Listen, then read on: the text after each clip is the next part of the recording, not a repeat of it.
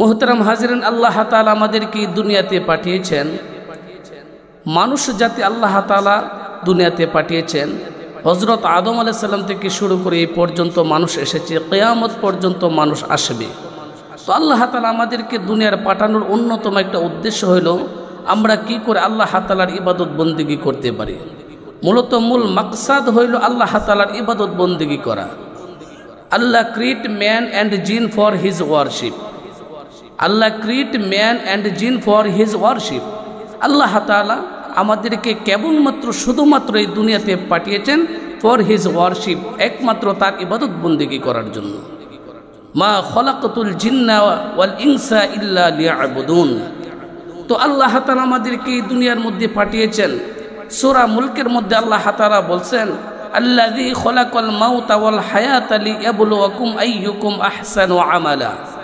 আল্লাহ তাআলা বলেছেন, আমি তোমাদেরকে সৃষ্টি করেছি, তোমাদের জীবন দান করেছি, এই জীবনের পর আবার মৃত্যু দান করব, শুধুমাত্র লিয়াবলুয়াকুম আইয়ুকুম আহসানু আমালা।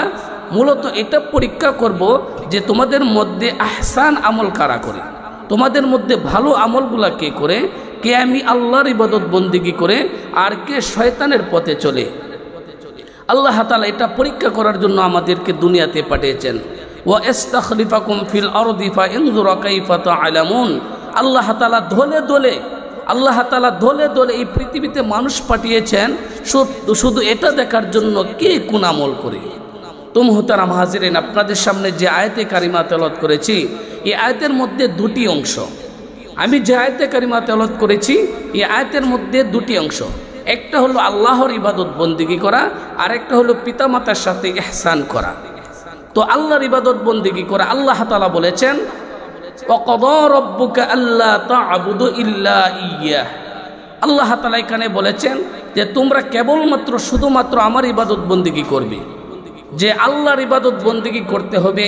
যেমন সূরা কাহাফের শেষের মধ্যে আল্লাহ তাআলা বলেছেন যে আমার ইবাদত বন্দেগী করতে যায় তোমরা আমার সাথে শরীক করবে না, আমার ইবাদত বন্দেগী করতে যায় আমার সাথে তোমরা শরীক করবে না, আল্লাহ তাআলা বলেছেন। যেমন আল্লাহ তাআলা সূরা কাহাফের শেষের মধ্যে বলেছেন, কোনো মানুষ যদি আমি আল্লাহ তাআলার দিদার পাইতে চায় তাহলে দুইটি আমল করলে আমি আল্লাহ তাআলার দিদার পেয়ে যাবে। সুবহানাল্লাহ। আল্লাহ তাআলা সূরা কাহাফের শেষের মধ্যে এটা বলেছেন, কোনো ব্যক্তি যদি দুইটি আমল করে, এই দুইটি আমল যদি সে খালেস নিয়তে করতে পারে তাহলে আমি আল্লাহ তাআলার সাথে দিদার হবে। কোথায়? আমি আল্লাহ তাআলার সাথে জান্নাতে সাক্ষাৎ হয়ে যাবে। সুবহানাল্লাহ। এই দুইটি আমলের মধ্যে একটি আমল হইল যে, দুইটি আমলের মধ্যে অন্যতম যে আমলটা আল্লাহ তাআলা বলছেন সেটা হলো যে আমার ইবাদত বন্দেগী করতে যায় তোমরা আমার সাথে শিরিক করতে পারবে না, কারণ শিরিকের গুণ আল্লাহ তাআলা হাসরের মাঠে মাফ করবেন না। হযরত লুকমান আলাইহিস সালাম তার সন্তানকে যে নসিহত করেছিলেন, ওয়া ইয ক্বালা লুকমানু লিইবনিহি ওয়া হুয়া ইয়াইযুহু ইয়া বুনাইয়া লা তুশরিক বিল্লাহ ইন্নাশ শিরকা লাযুলমুন আযীম। হযরত লুকমান আলাইহিস সালাম তার সন্তানকে এই কথাই বলেছিল, ও আমার সন্তান, হে আমার বৎস, তুমি লা তুশরিক বিল্লাহ, আল্লাহর সাথে শরীক করিও না, কারণ আল্লাহর সাথে শরীক হইছে সবচেয়ে বড় জুলুম এবং অন্যায়। এই কারণে আল্লাহ তাআলার সাথে শরীক করা যাবে না। আল্লাহর সাথে যারা শরীক করবে এই দুনিয়াতে যারা মূর্তি পূজা করতেছে, এই দুনিয়াতে যারা আল্লাহ তাআলা ছাড়া গায়রুল্লাহর ইবাদত বন্দেগী করতেছে, মৃত্যুর পর তারা অনন্তকালের জন্য জাহান্নামের আগুনে ধাউ ধাউ করে তারা জ্বলবে, তারা কোনোদিন জান্নাত পাবে না। আর নবীজি বলেছেন যে একবার ইখলাসের সাথে কালেমা পড়েছে, মান ক্বালা লা ইলাহা ইল্লাল্লাহ ফাদাখালাল জান্নাহ, যে ব্যক্তি ঈমানের সাথে, ইখলাসের সাথে, বিশ্বাসের সাথে একবার লা ইলাহা ইল্লাল্লাহ পড়বে, আল্লাহ তাআলা তাকে জান্নাতে প্রবেশ করাইবেন। সুবহানাল্লাহ। তো আল্লাহ তাআলা এখানে বলেছেন, ওয়া ক্বাদা রাব্বুকা আল্লা তা'বুদু ইল্লা ইয়্যাহু ওয়া বিল ওয়ালিদাইনি ইহসানা। আল্লাহ তাআলা এখানে বলেছেন, ওয়া ক্বাদা রাব্বুকা আল্লা তা'বুদু ইল্লা ইয়্যাহু, ও দুনিয়াবাসী, তোমরা আমি আল্লাহ তাআলার ইবাদত বন্দেগী ছাড়া দুনিয়ার কারো ইবাদত করতে পারবে না, কারো আনুগত্য করতে পারবে না, কারো ইবাদত বন্দেগী করতে পারবে না। দ্বিতীয় অংশের মধ্যে আল্লাহ তাআলা বলেছেন, ওয়া বিল ওয়ালিদাইনি ইহসানা, আর আমার ইবাদত বন্দেগী করার পরে তোমরা তোমার মা বাবার সাথে ভালো ব্যবহার করবে, সৎ ব্যবহার করবে। আল্লাহ তাআলা বলেছেন আমার ইবাদত বন্দেগীর পরে তোমরা তোমার মা বাবার সাথে ভালো আচরণ করবে, সৎ ব্যবহার করবে, ইহসান করবে। আল্লাহ তাআলা পরের অংশের মধ্যে বলেছেন বিশেষ করে ইম্মা ইয়াবলুগান্না ইনদাকাল কিবারু আহাদুহুমা আও কিলাহুমা। আল্লাহ তাআলা পরের অংশের মধ্যে বলেছেন বিশেষ করে তোমরা তোমার পিতামাতার সাথে যে সৎ ব্যবহার করবে, ভালো ব্যবহার করবে, ইহসান দেখাইবে, বিশেষ করে যখন তারা বার্ধক্যে উপনীত হয়। আহাদুহুমা আও কিলাহুমা, তারা দুইজন যদি উপনীত হয় অথবা দুইজনের একজন যদি উপনীত হয়, তাদের সাথে তোমরা ফালা তাকুল্লাহুমা উফ। আল্লাহ তাআলা বলেছেন ফালা তাকুল্লাহুমা উফ, সাবধান সাবধান তাদের সাথে উফ শব্দটা ব্যবহার করিও না। এই উফ শব্দ সম্পর্কে মুফাসসিরগণ বলেছেন ও দুনিয়ার সন্তানেরা, তোমরা তোমার মা বাবার সাথে এমন কোনো ব্যবহার করিও না, এমন কোনো আচরণ করিও না যে আচরণ করলে কষ্টের সাথে তোমার মা বাবা উফ শব্দটা ব্যবহার করে, অথবা তোমার মা বাবা কোনো কিছু বললে তোমরা কষ্টের সাথে উফ শব্দটা ব্যবহার করিও না। আল্লাহ তাআলা বলেছেন ফালা তাকুল্লাহুমা উফ ওয়ালা তানহারহুমা, তোমরা তোমার পিতামাতাকে ধমক দিবে না। ওয়াকুল্লাহুমা কওলান কারীমা, বরং নরম নরম নরম নরম ভাষায় তাদের সাথে কথা বলবে। তাহলে আলোচ্য আয়াত থেকে আমরা বুঝতে পারলাম যে আল্লাহ তাআলার ইবাদত বন্দেগী করার পরে পিতামাতার সাথে ভালো ব্যবহার করতে হবে। বিশেষ করে পিতামাতা যখন বার্ধক্যে উপনীত হয়ে যায় তাদের সাথে উফ শব্দটা ব্যবহার করা যাবে না, তাদেরকে ধমক দেওয়া যাবে না, তাদের সাথে নরম নরম ভাষায় কথা বলতে হবে এবং তাদের জন্য দোয়া করতে হবে রব্বিরহামহুমা কামা রব্বায়ানি সগীরা। হে আমার মালিক, আমার পিতামাতাকে তুমি তোমার রহমতের কোলে এইভাবে লালন পালন করো যেইভাবে আমার পিতামাতা ছোটবেলায় আমাকে তার কোলের মধ্যে আমাকে লালন পালন করেছিল। আমার পিতামাতাকে তুমি তোমার রহমতের কোলে এইভাবে লালন পালন করো। তাহলে আলোচ্য আয়াত থেকে আমরা বুঝতে পারলাম যে আমাদের পিতামাতার সাথে ভালো ব্যবহার করতে হবে। এখন আমরা চলে যাই রসুলের হাদিসের মধ্যে। রসুল হাদিসের মধ্যে পিতামাতা সম্পর্কে কি বলেছেন? নবী করিম সাল্লাল্লাহু আলাইহি সাল্লাম হাদিসের মধ্যে বলেছেন হুমা জান্নাতুকা ওয়া নারুকা, হুমা জান্নাতুকা ওয়া নারুকা, তোমার পিতামাতাই তোমার জন্য জান্নাত আর তোমার পিতামাতাই তোমার জন্য জাহান্নাম। তার মানে তুমি যদি তোমার পিতামাতাকে খুশি করতে পারো তাহলে তোমার জন্য জান্নাত অবধারিত হয়ে যাবে। আর যদি তুমি তোমার পিতামাতার সাথে বেয়াদবি করো, পিতামাতার যদি বদদোয়া নেও, তাহলে তোমার জন্য জাহান্নাম অবধারিত হয়ে যাবে। এই কারণে মুহতারাম হাজরিন, তাছাড়া হাদিসের মধ্যে নবীজি বলেছেন, এক সাহাবী প্রশ্ন করেছে ইয়া রাসূলুল্লাহ ইয়া হাবিবাল্লাহ, আমরা সবচেয়ে বেশি কার সদাচরণ করব? নবীজি বলেছেন ক্বালা উম্মুকা, তোমার মার। বলেছিলেন ক্বালা সুম্মা মান, তারপর কে? ক্বালা উম্মুকা, তোমার মা। ক্বালা সুম্মা মান, তারপর কে? ক্বালা উম্মুকা, তোমার মা। ক্বালা সুম্মা মান, তারপর কে? ক্বালা আবুকা, তোমার বাবা। মায়ের কথা এখানে যে রাসূল 3 বার বলেছেন, মার সদাচরণ করার জন্য রসুল যে 3 বার বলেছেন, কেন বলেছেন? বাবার কথা 1 বার বলেছেন, মায়ের কথা 3 বার বলেছেন। কারণ মা যে কষ্ট করে, যে 10 মাস 10 দিন গর্ভধারণ করে, এত কষ্ট করে লালন পালন করে, তারপর বুকের দুধ পান করা, এই কষ্ট বেশি করার কারণে রসুল এইখানে 3 বার মায়ের কথা বলেছেন, 1 বার বাবার কথা বলেছেন।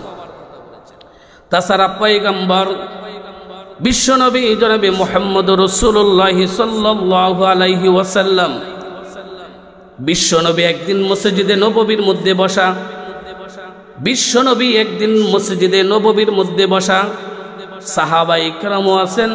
ঠিক সেই মুহূর্তে একজন বুড়া মহিলা উপস্থিত হয়ে গেলেন। সরদারে দো আলম বিশ্বনবী জনাবে মুহাম্মদ রাসূলুল্লাহ সাল্লাল্লাহু আলাইহি ওয়াসাল্লাম ওই মহিলাকে সালাম দিলেন। বসার জন্য রসুলের পাগড়ি মোবারক বিছায় দিলেন। ওই মহিলা বসলো, নবীজির পাগড়ি মোবারকের মধ্যে বসলো, নবীজিকে কিছু নসিহত করলো। কিছুক্ষণ পর ওই মহিলা উঠে দাঁড়াইলো। রসুল ওই মহিলাকে সামনে আগে দিলেন, বিদায় দিলেন। সাহাবায়ে কেরাম প্রশ্ন করলেন ইয়া রাসূলুল্লাহ ইয়া হাবিবাল্লাহ, এই মহিলাকে, যেই মহিলা সরদার দো আলমের বিশ্বনবীর পাগড়ি মোবারকের মধ্যে বসতে পারে, সাহাবাই কেরাম বললেন, ইয়া রাসূলুল্লাহ, ইয়া হাবিবাল্লাহ, ওগো আল্লাহর নবী, এই মহিলা কে? সেই মহিলা যেই মহিলা বিশ্ব নবীর পাগড়ি মুবারকের মধ্যে বসতে পারে, যেই মহিলা বিশ্ব নবীকে নসিহত করতে পারে। সরদারে দো আলম বিশ্বনবী বললেন, এই মহিলা সাধারণ কোনো মহিলা না, এই মহিলা হইল আমার দুধমা হালিমাতুস সাদিয়া। আমি আমার মায়ের সাথে সদ্ব্যবহার করলাম, আমি আমার মায়ের সাথে ভালো আচরণ করলাম। এই ঘটনা দ্বারা প্রতীয়মান হয়, নবীজি বলেছেন তুমি তোমার মার সাথে ভালো ব্যবহার করবে, বাবার সাথে ভালো ব্যবহার করবে, কারণ মা এমন একটা সম্পদ। মা যদি দোয়া করে, হাদিসের মধ্যে আছে 3 শ্রেণীর দোয়া করতে দেরি হয়, কবুল হইতে দেরি হয় না। 3 শ্রেণীর দোয়া করতে দেরি হয়, কবুল হইতে দেরি হয় না। এর মধ্যে একটা হলো যে পিতামাতার দোয়া। মা বাবা যদি সন্তানের জন্য দোয়া করে, এটা করতে দেরি হয়, কবুল হইতে দেরি হয় না, এটার মধ্যে কোনো হেজাব থাকে না। সুবহানাল্লাহ। এই কারণে মুহতারাম হাজিরিন, যারা মায়ের সাথে ভালো ব্যবহার করবে তারা জান্নাতি, যারা মা বাবার সাথে খারাপ ব্যবহার করবে তারা জাহান্নামী। এরকম অসংখ্য ঘটনা কিতাবের মধ্যে আছে, অসংখ্য ঘটনা আছে। এক যুবক কাবাঘর তওয়াফ করতেছে, এক যুবক কাবাঘর তওয়াফ করতেছে, কিন্তু তার ভালো লাগে না, তার ভালো লাগে না। কাবাঘর তওয়াফ করতেছে, ভালো লাগে না। হঠাৎ করে শাইখ আব্দুল কাদের জিলানীর সাথে সাক্ষাৎ হয়ে গেছে। যুবক বলতেছে শাইখ আব্দুল কাদের জিলানীকে, হুজুর, এই যে আমি কাবাঘর তওয়াফ করতেছে কিন্তু আমার ভালো লাগে না। কেন ভালো লাগে না? এই যে আমি কাবাঘর তওয়াফ করতেছে আমার ভালো লাগে না। শাইখ আব্দুল কাদের জিলানী বলে, যুবক, তুমি যে এত কাবাঘর তওয়াফ করতেছ, এই যুবক, তুমি যে এত কাবাঘর তওয়াফ করতেছ, তোমার বাড়িতে তোমার মা বাবা আসেনি? যখন শাইখ আব্দুল কাদের জিলানী ওই যুবকের মা বাবার কথা জিজ্ঞেস করলো, সাথে সাথে যুবকটা ধর ধর করে কেঁদে দিল। যুবকের চোখ থেকে পানি পড়তেছে। ওই যুবক বলতেছে, হুজুর, আমি এমন একটা নাফরমান সন্তান, আমার বাবা দুনিয়া থেকে ছোটবেলায় বিদায় হয়ে গেছে, আমি বড় হয়েছিলাম। ঘটনাটা বর্ণনা করতেছে, হুজুর, আমি একজন নাফরমান সন্তান, আমি আমার বিবির জন্য আমার মায়ের মাথা ফাটিয়ে দুনিয়া থেকে বিদায় করিয়া দিছি। আমি আমার মায়ের মাথা ফাটিয়ে দুনিয়া থেকে বিদায় করে দিছি।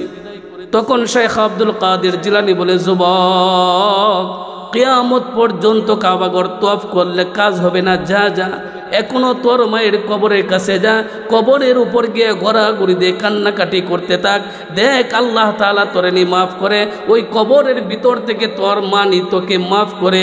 শাইখ আব্দুল কাদের জিলানী বলে, তুই এত বড় অন্যায় করেছস, কিয়ামত পর্যন্ত কাবাঘর তওয়াফ করলেও তোর কাজে আসবে না।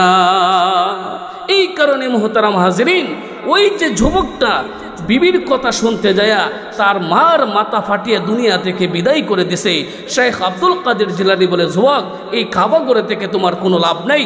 তুমি তোমার মায়ের কবরের উপরে ঘোরাঘুরি দিয়ে কাঁদতে থাকো আর কান্নাকাটি করতে থাকো আর মাফ চাইতে থাকো, দেখো আল্লাহ তাআলা তোমার মাফের কোনো ফায়সালা করে কিনা।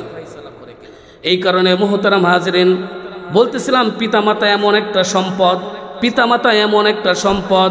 ওই পিতামাতার কদর যারা করেছে তারা দুনিয়াতেও লাভবান হয়েছে, আখিরাতেও লাভবান হয়েছে। যারা পিতামাতার সাথে সৎ ব্যবহার করেছে, যেমন ওয়াইস করনি, সে কিন্তু সাহাবী হইতে পারে নাই। ওয়াইস করনি সাহাবী হইতে পারে নাই। রসুলের কাছে চিঠি পাঠাইছে ওয়াইস করনি বলে, হুজুর, আমি আপনার সাথে সাক্ষাৎ করতে চাই, কিন্তু আমার মা যে অসুস্থ, আমি কি করব? রসুল বলল, তুমি তোমার মায়ের খেদমত করো। ওই ওয়াইস করনি মার খেদমত করেছে, কিন্তু ওয়াইস করনির দাম কমে নাই। ওই ওয়াইস করনি সম্পর্কে সরদার দু আলম বিশ্বনবী বড় বড় সাহাবীদেরকে বলেছে, হযরত আবু বকর, হযরত ওমরের মতো বড় বড় সাহাবীদেরকে বলেছে, তোমরা যদি ওয়াইস করনিকে পাও, তোমরা কিন্তু ওয়াইস করনির কাছ থেকে দোয়া লইবা। ওয়াইস করনি সম্পর্কে রসুল বলেছেন যে বড় বড় সাহাবীদেরকে তোমরা যদি ওয়াইস করনিকে পাও, তার কাছ থেকে তোমরা দোয়া লইবা, কারণ তার দাম বেড়ে গেছে। ওই ওয়াইস করনি কি করেছে? তার মার খেদমত করার কারণে আরশের মালিক আল্লাহ তাআলা খুশি হয়ে গেছে। সুবহানাল্লাহ।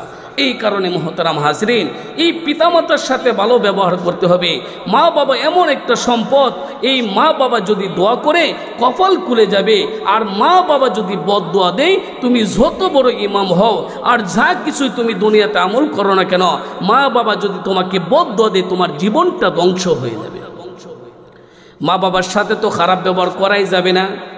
মা বাবা যদি মুশরিকও হয়, মা বাবা যদি মুশরিকও হয়, তারপরেও খারাপ ব্যবহার করা যাবে না। এটাও আমরা ঘটনা থেকে প্রতীয়মান হয়। রসুল বলেছেন নিষেধ। যেমন সর্বাধিক হাদিস বর্ণনাকারী হযরত আবু হুরায়রা, সবচেয়ে বেশি হাদিস বর্ণনা করেছেন হযরত আবু হুরায়রা। হযরত আবু হুরায়রা রাদিয়াল্লাহু তাআলা আনহু একদিন পয়গম্বরকে বলতেছে, হুজুর, হযরত আবু হুরায়রা একদিন পয়গম্বরকে বলতেছে, হুজুর, আমি যে আপনার দরবারে আসি, আপনার দরবার থেকে যখন আমি আমার বাড়িতে যাই, আমার মা অনেক গালিগালাজ করে, আমার মা আমাকে অনেক ধমক মারে, তুই কোথায় গেছিলে? আমি যখন বাড়িতে যাই, আমার মা আমাকে গালিগালাজ করে, আমাকে ধমক মারে। তখন রসুল বলে, হে আবু হুরায়রা, তুমি কি তোমার মার বিরোধ, তুমি কি তোমার মার বিচার আমার কাছে দিতেছো নাকি? ওই আবু হুরায়রা বলে, ইয়া রাসূলুল্লাহ, ইয়া হাবিবাল্লাহ, আমি আমার মায়ের বিচার আপনার কাছে দিতেছি না। ও গো আল্লাহর নবী, আপনাকে আমি বলতেছি, আপনি যদি আমার মায়ের জন্য একটু দোয়া করে দিতেন। আমি প্রতিদিন বাড়িতে গেলে আমার মা গালিগালাজ করে, আমাকে ধমক মারে, আমার মার জন্য যদি একটু দোয়া করতেন। যখন আবু হুরায়রা এই কথা বলেছে, সরদার দু আলম বিশ্বনবী হাত মোবারক তুলে দিলেন। বিশ্বনবী হাত মোবারক তুলে দিয়ে ওই সাহাবী আবু হুরায়রার মার জন্য দোয়া করতেছে, ও রব্বে কারিম, তুমি আবু হুরায়রার মাকে হেদায়েত দান করো। যখন বিশ্বনবী দুই হাত তুলে আবু হুরায়রার মার জন্য দোয়া করতেছে, ঠিক সেই মুহূর্তে আবু হুরায়রা দৌড় মারছে। আবু হুরায়রা দৌড় মারছে, অন্য সাহাবীরা গিয়ে দৌড়ছে, দৌড় দিয়া বলে, এই আবু হুরায়রা, তোমার মার জন্য দোয়া করা হইতেছে আর তুমি ধরে মারলা, তুমি তো রসুলের দোয়ার সাথে বেয়াদবি করেছ। তখন আবু হুরায়রা বলে যে, না, আমি আমার রসুলের দোয়ার সাথে বেয়াদবি করি নাই, আমি এটা পরীক্ষা করতে চাইতেছি যে আমার আগে রসুলের দোয়া বাড়িতে পৌঁছে যা, না দোয়ার আগে আমি আবু হুরায়রা বাড়িতে পৌঁছতে পারি। সুবহানাল্লাহ। ওই আবু হুরায়রা বলে, রসুল যখন আমার মায়ের জন্য দোয়া করলেন, আমি ধর দিয়ে বাড়িতে গেলাম। অন্যান্য দিন আমি বাড়িতে গেলে পরে আমার মা আমাকে ধমক মারতো, আমাকে গালিগালাজ করতো। আজকে যাওয়ার পরে বলতেছে, বাবা আবু হুরায়রা, তুমি এসেছো, তুমি কোথায় গেছিলা? তুমি যাওয়ার পর থেকে আমার কলিজা জ্বলতেছে। আর বলতেছে, আমাকে তুমি একটু গোসল করাও, গোসল করায় তুমি ওই লোকটার কাছে নিয়ে যাও, যেই লোকটার কাছে তুমি প্রতিদিন যাও।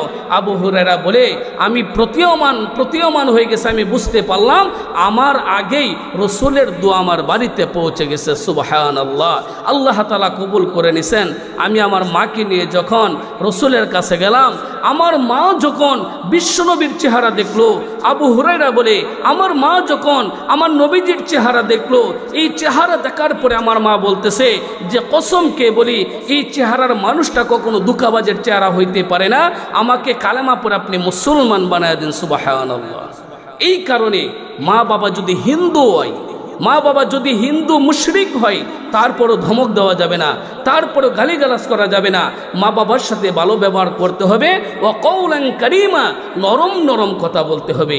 মুহতারাম হাজিরিন, এই ঘটনা দ্বারা, এই আলোচনা দ্বারা আপনাদেরকে এই কথাই আমি বুঝাইতে চাইতেছি যে মা বাবা হইল দুনিয়ার মধ্যে সবচাইতে শ্রেষ্ঠ সম্পদ। আল্লাহর পরেই পিতামাতার স্থান, আল্লাহর পরেই পিতামাতার স্থান। যে পিতামাতাকে এই কারণে পিতামাতার সাথে সদাচরণ করবেন, ভালো ব্যবহার করবেন, ইহসান করবেন।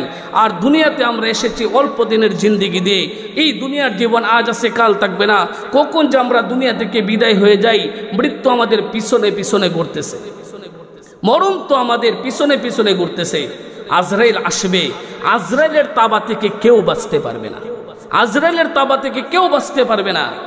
তো এই আজরাইল আসার আগেই নিজেকে ইসলাহ করা দরকার, পরিবর্তন করা দরকার, নিজেকে সংশোধন করা দরকার। যেরকম এক সাহাবী পয়গম্বরের কাছে গিয়ে বলে, ওগো আল্লাহর নবী, কিয়ামত কখন হবে? আল্লাহর নবী জিজ্ঞেস করে, ও সাহাবী, তুমি কিয়ামতের কথা জিজ্ঞেস করো, কিয়ামতের জন্য তুমি কি সম্বল অর্জন করেছ? ওই সাহাবী বলে, ইয়া রাসূলুল্লাহ, ইয়া হাবিবাল্লাহ, আমি তেমন কোনো সম্বল অর্জন করতে পারি নাই গো আল্লাহর নবী, তবে একটা সম্বল আমার আছে, সেটা হলো দুনিয়ার সব কিছুর চাইতে আপনি রসুলকে আমি বেশি ভালোবাসি। আল্লাহ নবী বললেন, আল মারউ মা'a মান হাব্বা, যা ওইটাই তোমার জন্য যথেষ্ট। দুনিয়াতে যার সাথে যার মোহাব্বত, তার সাথে তার কিয়ামত হয়ে যাবে। এই কারণেই আপনি যদি মৃত্যুর পরের জিন্দগিতে বাঁচতে চান, কবরের জগতে বাঁচতে চান, হাসরের মাঠে বাঁচতে চান, মিজানে ফুলসিরাতে বাঁচতে চান, তাহলে দুনিয়াতে ইবাদত বন্দিগি করেন আল্লাহর, আর রসুলের প্রত্যেকটা সুন্নত তরিকায় চলেন। কারণ কঠিন হাসরের ময়দান যেদিন কায়েম হয়ে যাবে, অর্ধ হাত উপরে সূর্য এসে যাবে, হাসরের মাঠ যেদিন কায়েম হয়ে যাবে, অর্ধ হাত উপরে সূর্য এসে যাবে, জমিনটা তামা হয়ে যাবে, মানুষ পেরেশান হয়ে যাবে, পাগল পারা হয়ে যাবে, তৃষ্ণায় জিহ্বা বের হয়ে যাবে। ওই সময় কিন্তু, ওই দিন কিন্তু কঠিন মুসিবতের দিন। সরদারে দু আলম বিশ্বনবী জনাবে মুহাম্মদুর রাসূলুল্লাহ হাউজে কাউসারের পানি উম্মতদেরকে খাওয়াইবেন। কোন উম্মতদেরকে খাওয়াইবেন? যে উম্মতেরা রসুলের প্রত্যেকটা সুন্নতের উপরে আমল করেছিল, ওই উম্মতদেরকে রসুল নিজ হাতে হাউজে কাউসারের পানি পান করাইবেন। আর হাউজে কাউসারের এক গ্লাস পানি যে পান করবে, অনন্তকালের জন্য তার কোনোদিন পিপাসাই লাগবে না। সুবহানাল্লাহ। তো আল্লাহ তাআলা আমাদেরকে আজকের আলোচনার উপরে আমল করার তৌফিক দান করুক। ওয়া আখিরু দাওয়ানা আনিল হামদুলিল্লাহি রাব্বিল আলামিন।